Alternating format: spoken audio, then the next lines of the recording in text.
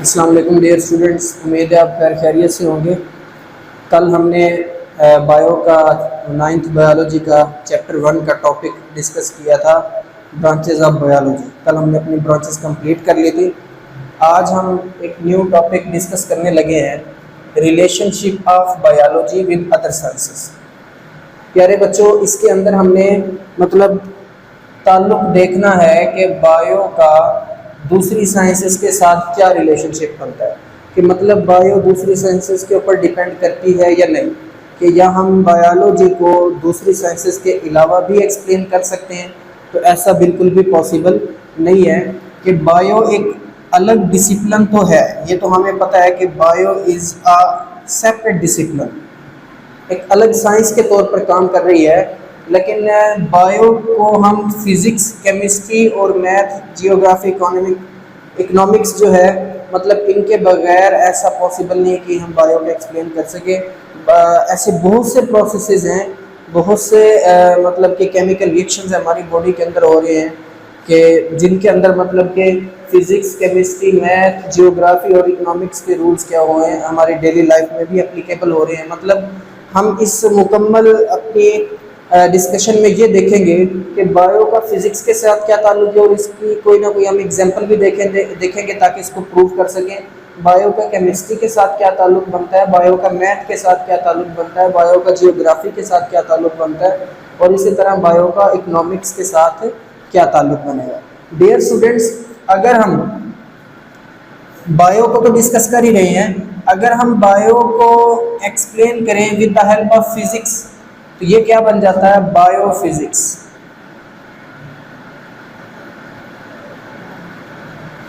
ठीक है, ये हमारे पास बायोफिजिक्स बन जाएगा। इसी तरह अगर हम बायो को एक्सप्लेन करें in the light of chemistry, biology के फिनोमिनास को हम एक्सप्लेन करें केमिस्ट्री की हेल्प के साथ, तो ये क्या बन जाता है हमारे पास, बायो केमिस्ट्री। और इसी तरह अगर हम बायो को एक्सप्लेन करना चाहें with the help of math, तो ये क्या बन जाता है, बायो मैथमेटिक्स। इसी तरह डियर स्टूडेंट्स, अगर हम बायो को एक्सप्लेन करें जियोग्राफी के लिहाज से, तो ये बन जाता है बायो जियोग्राफी। और लास्ट में हमारे पास आ जाता है बायो इकोनॉमिक्स की। अगर हम बायो को इकोनॉमिक्स के लिहाज से डिस्कस करें तो ये क्या बन जाएगा, बायो इकोनॉमिक्स। मतलब इनके नाम के साथ साथ ही हमने क्या कर लिया, इनकी डेफिनेशंस को क्या कर लिया, डिराइव कर लिया। अब प्यारे बच्चों, बायोफिजिक्स के अंदर किस चीज़ को डिस्कस किया जाता है, हम इसकी ज़रा डेफिनेशन देख लेते हैं कि study of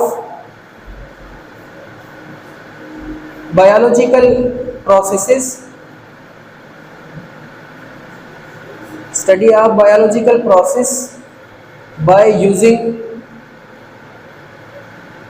laws and principle of physics।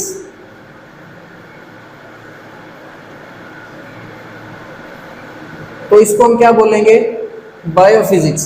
कि अगर हम बायो के प्रोसेसेस को, बायोलॉजिकल अवामिल को हम क्या करें, फिजिक्स के लॉज और प्रिंसिपल को इस्तेमाल करते हुए एक्सप्लेन करें, तो ये क्या बन जाएगा, ये सारी की सारी डिस्कशन किसके अंदर होगी, बायोफिजिक्स के अंदर।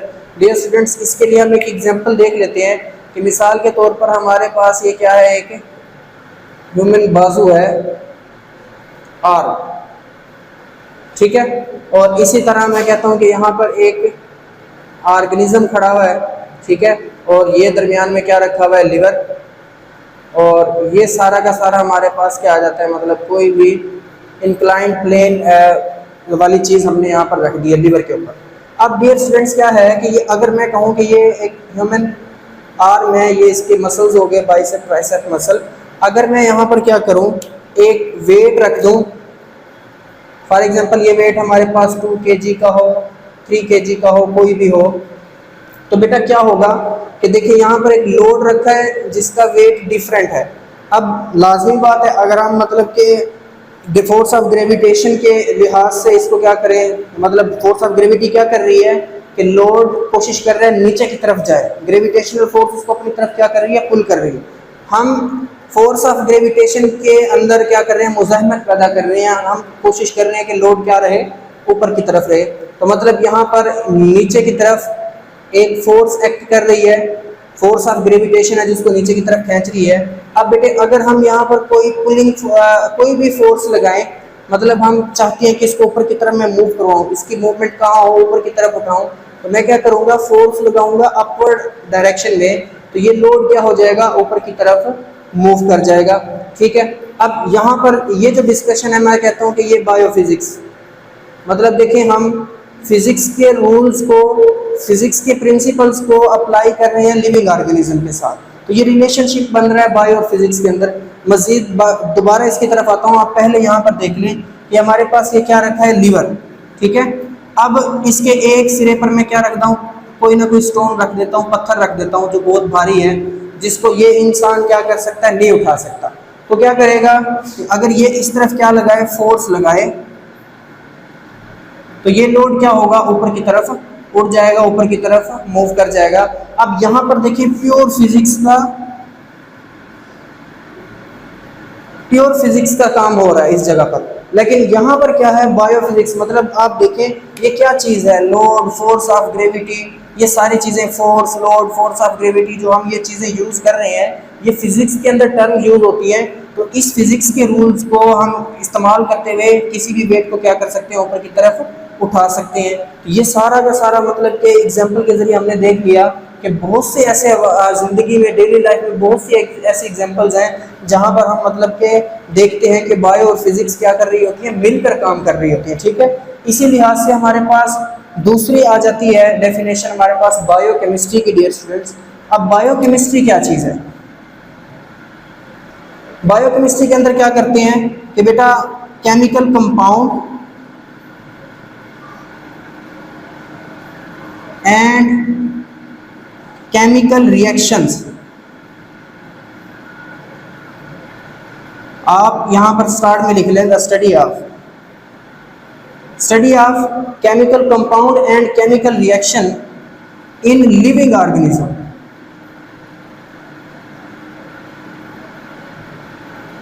तो ये क्या कहलाएगी, बायोकेमिस्ट्री कहलाएगी। कि ये हमारे पास किसकी डेफिनेशन आ गई, बायोफिजिक्स की, हमने एग्जांपल भी देखी। अब वो कह रहा है कि कोई सा भी केमिकल कंपाउंड है या केमिकल रिएक्शन है, अगर वो लिविंग ऑर्गेनिज्म की बॉडी के अंदर हो रहा है, ये किसके अंदर सारी की सारी डिस्कशन होगी, बायोकेमिस्ट्री के अंदर। मतलब इस तरीके से केमिस्ट्री और बायो क्या कर रही है, मिलकर काम कर रही है और एक इंसान को क्या कर रही है, अपनी लाइफ के सर्वाइवल में हेल्प कर रही है। ठीक है, अब हम देख लेते हैं कि ये केमिकल कंपाउंड कौन कौन से हो सकते हैं। डियर स्टूडेंट्स, हमारे पास प्रोटीन है, आप सब इससे फेमिलियर हैं। ठीक है, इसके अलावा हमारे पास लिपिड्स हैं, प्रोटीन्स हो गई, लिपिड्स हो गई, ये हमारे पास सारे के सारे कार्बोहाइड्रेट्स, ये सारे के सारे हमारे पास केमिकल कंपाउंड्स हैं। इसके अलावा डियर स्टूडेंट्स केमिकल रिएक्शंस कौन कौन से हैं, केमिकल रिएक्शन में आप ले लें, रेस्पिरेशन को ले लें, रेस्पिरेशन के अलावा फोटोसिंथेसिस, या आप मजीद देखें तो ग्लाइकोलाइसिस।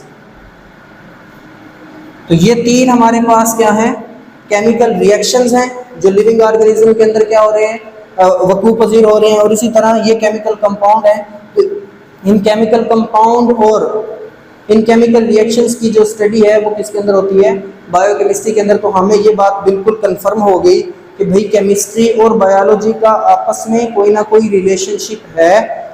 केमिस्ट्री के बगैर हम बायो को एक्सप्लेन नहीं कर सकते। देखिए रेस्पिरेशन एक केमिकल इक्वियन के जरिए हम लिखते हैं, फोटोसिंथेसिस एक प्रॉपर केमिकल इक्वियन है, जो केमिकल रिएक्शन है जो पौधों के अंदर होता है। रेस्पिरेशन, ग्लाइकोलाइसिस, ये दोनों ऐसे केमिकल रिएक्शंस हैं जो लिविंग ऑर्गेनिज्म के अंदर भी हो रहे होते हैं और प्लांट्स के अंदर भी हो रहे होते हैं। तो मतलब हम केमिस्ट्री की इंपॉर्टेंस को बायो के अंदर निगलेक्ट बिल्कुल भी नहीं कर सकते। नेक्स्ट डे स्टूडेंट्स हमारे पास आ जाती है बायो मैथमेटिक्स।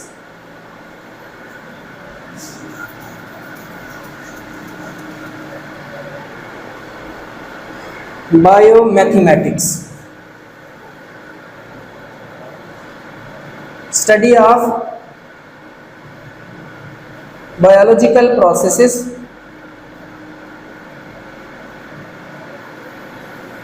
बाय यूजिंग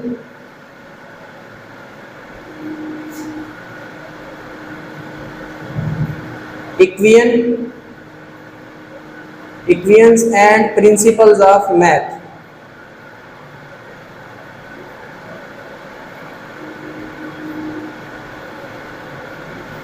कि बायोलॉजिकल प्रोसेसेस को एक्सप्लेन करना मैथ के ज़रिए, मैथ मतलब कि मैथ की इक्वेशंस के ज़रिए, मैथ के प्रिंसिपल्स को इस्तेमाल करते हुए बायोलॉजिकल प्रोसेसेस को एक्सप्लेन करना, ये किसके अंदर होता है? बायोमैथमेटिक्स। तो हमें ये बात पता चल गई कि मैथ के अलावा मैथ को अगर हम बायो से हटा लें तब भी हम बायो को एक्सप्लेन नहीं कर सकते, कुछ ना कुछ ऐसे ज़रूर हैं।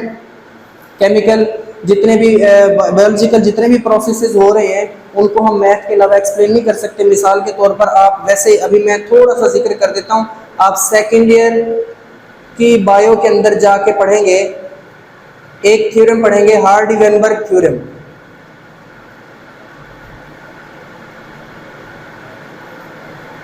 हार्डी-वेनबर्ग थ्योरम,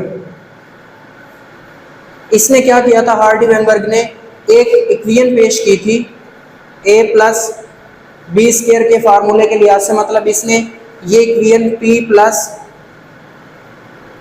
q का होल स्क्वायर इस लिहाज से पेश की थी।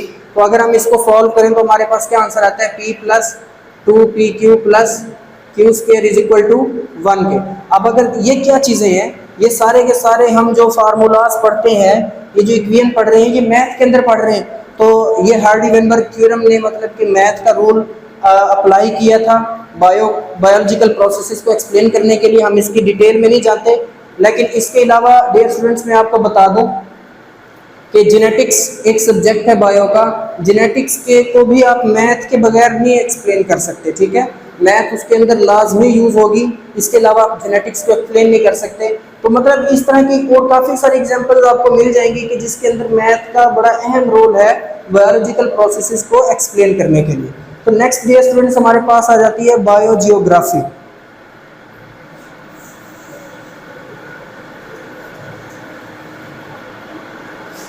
What is biogeography? Dear students, इसको मैं इस तरीके से एक्सप्लेन करता हूँ कि मिसाल के तौर पर मेरे पास एक मुकम्मल ये अर्थ है, एक एरिया है, एरिया ले लेते हैं, ठीक है? अब देखें कुछ इसमें ऑर्गेनिज्म कहाँ होंगे, मैं इसको भी डिफरेंट एरियाज में डिवाइड कर लेता हूँ कि ये हमारे पास ए एरिया हो गया, ये हमारे पास बी एरिया हो गया और ये हमारे पास सी एरिया हो गया। तो मतलब इस एरिया को मैंने डिवाइड कर दिया एरियाज के अंदर, ए बी सी। अब देखें कुछ स्पीशीज कहाँ पर मौजूद हैं डियर स्टूडेंट्स? ए एरिया के अंदर, कुछ स्पीशीज बी एरिया के अंदर, कुछ स्पीशीज जो हैं सी एरिया के अंदर मौजूद हैं और कुछ यहाँ पर सेंटर में मौजूद है। अब वक्त के लिहाज से माइग्रेशन अगर होती है कि ये स्पीशीज कहाँ मूव कर जाती हैं? बी एरिया की तरफ। बी वाली किसकी तरफ मूव कर जाती है? ए की तरफ, या ए वाली इधर आ जाती है, या फिर ये इधर, या फिर ए सी की तरफ आ जाती है। तो इस तरीके से मतलब कि आप अगर मुकम्मल खित्ते को ले, हमारे अर्थ के मुकम्मल खित्ते को ले, तो इसके अंदर मतलब डिफरेंट एरियाज में डिफरेंट किस्म की पॉपुलेशंस मौजूद हैं, ठीक है? तो बायोजियोग्राफी के अंदर हम क्या करते हैं? डिस्ट्रीब्यूशंस ऑफ लिविंग ऑर्गेनिज्म और locations of living organism in different regions of earth, ठीक है? अगर हम इसकी डेफिनेशन को लिखें तो क्या बनेगी हमारे पास? इसकी एक प्रॉपर डेफिनेशन डियर स्टूडेंट्स,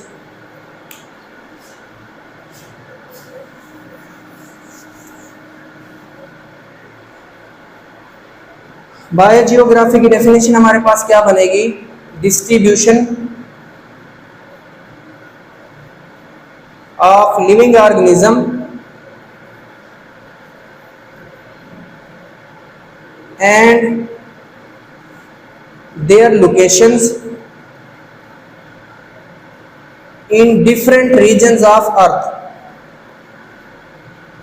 कि जमीन के मुख्तलिफ इलाकों के अंदर लिविंग ऑर्गेनिजम्स की लोकेशंस को फाइंड किस में करते हैं हम? बायोजियोग्राफी के अंदर, ठीक है? तो ये इस लिहाज से हमें पता चल गया कि बायो को और जियोग्राफी का आपस में बहुत गहरा ताल्लुक है। इसके जरिए हम पता कर सकते हैं कि कौन से एरिया के अंदर कितनी पॉपुलेशन है, ठीक है? और उस इससे बहुत से प्रॉब्लम्स, फूड के प्रॉब्लम्स, बहुत से ऐसे प्रॉब्लम्स जो उनसे क्या हो सकते हैं? सॉल्व हो सकते हैं, ठीक है? लास्ट में हमारे पास आ जाती है बायो इकोनॉमिक्स। डियर स्टूडेंट्स, इसके अंदर क्या होता है कि study of living organism according to economic point of view, ठीक है? कि इसके अंदर हम क्या करते हैं कि हमने कोई भी कारोबार किया, ठीक है? उसके फ़ायदे को, नुकसान को हम क्या कर सकते हैं, बायो इकोनॉमिक्स को इस्तेमाल करते हुए हम उसके जो हमें उस कारोबार में फ़ायदा हुआ, जो नुकसान हुआ, ये कितना फ़ायदा हो सकता है, कितना नुकसान हो सकता है, तो ये सारी चीज़ें हम क्या कर सकते हैं, डिटेक्ट कर सकते हैं, डिटरमाइन कर सकते हैं बाय यूजिंग बायो इकोनॉमिक्स। अब देखें, जाहिर सी बात है, हम लिविंग ऑर्गेनिज्म हैं, ह्यूमंस एनिमल्स हैं, लिविंग ऑर्गेनिजम्स हैं, तो हम इसके ज़रिए अपने, अब जाहिर सी बात है हम इंटेंगल्ड हो रहे हैं इसके ज़रिए अपने कारोबार के अंदर, ठीक है, उसके नफ़े नुकसान को हम इजीली क्या कर रहे हैं, निकाल रहे हैं बाय यूजिंग बायो इकोनॉमिक्स। तो बायो को हम इकोनॉमिक्स के बगैर भी एक्सप्लेन नहीं कर सकते। ऐसी बहुत सी एग्जांपल्स मिलेंगी जहाँ पर इकोनॉमिक्स का बायो के अंदर बहुत अहम रोल है। तो ये हमारे पास था relationship of biology with other sciences. Dear students, इसको अक्सर जो है ना छोड़ देते हैं बच्चे, लेकिन आपने इसको छोड़ना नहीं है। एक दो मरतबा ये लॉन्ग क्वेश्चन आ चुका है, तो आपने इसको अच्छे तरीके से याद करना है कि बायो का फिजिक्स के साथ क्या ताल्लुक है, आपकी बुक के अंदर लिखा हुआ है। बायो का केमिस्ट्री, बायो का मैथ का, जियोग्राफी, इकोनॉमिक्स और इनकी एग्जांपल्स भी लिखी हुई हैं। आपने इसको अच्छे तरीके से तैयार करना है। उम्मीद है आपको ये लेक्चर समझ आया होगा। अगर इस लेक्चर में आपको कोई कन्फ्यूजन है तो आप बिला झिझक कमेंट सेक्शन के अंदर कमेंट करके पूछ सकते हैं। और अगर आपको इस लेक्चर की समझ आई है तो काइंडली हमारे चैनल को सब्सक्राइब करें और बेल आइकन को लाजमी प्रेस करें ताकि हर नई आने वाली वीडियो आप तक पहुँचाई जा सके।